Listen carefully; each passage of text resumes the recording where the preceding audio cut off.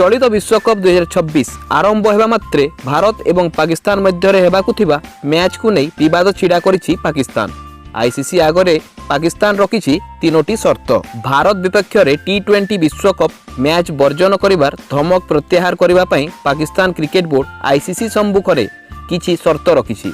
ICC सहित आलोचना रे पीसीबी स्पष्ट करिछि जे जदि पाकिस्तान रो दाबी पूरण हुए तेबे दल एही धमक प्रत्याहार करिवो एवं फेब्रुआरी 15 तारिख रे कोलंबो रे मैच खेलिबो। तेबे चलंतु जानि नेबा कोन रहिछि पाकिस्तान रो एही तीनोटी शर्त एवं तृतीय दाबी जानि आपण मध्य होई जिवे चकित। प्रथम दाबी रहिछि जे आईसीसी टी20 वर्ल्ड कप संपर्क रे आईसीसी रो परिचालना एवं प्रशासनिक निष्पत्ति रे पाकिस्तान को अधिक मत दिया जाऊ।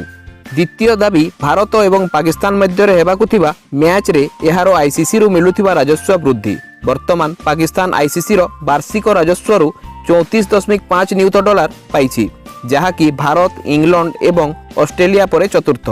भारत पाकिस्तान मैच रु हेउथिबा कोटी कोटी टंकार लाभर अधिक अंश पाकिस्तान दाबी करुछि।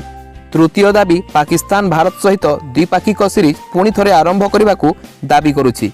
राजनैतिक कारण भारत पाकिस्तान मध्य द्विपाक्षिक क्रिकेट मैच दीर्घ समय धरी स्थगित रही।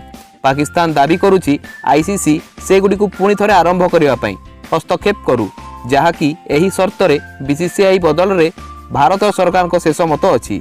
तेणु एही विषय रे कोनोसी ग्यारंटी पाइबार कष्टकर। तेबे आपनक मतरे आईसीसी एही शर्त गुडी को मानि नेबा उचित ना नुहे कमेंट करी जणांतु। भिडियोटी भल लागिथिले लाइक करंतु एवं एपरी क्रिकेट अपडेट पाइबा पई चैनल को सब्सक्राइब करंतु। धन्यवाद। जय हिंद।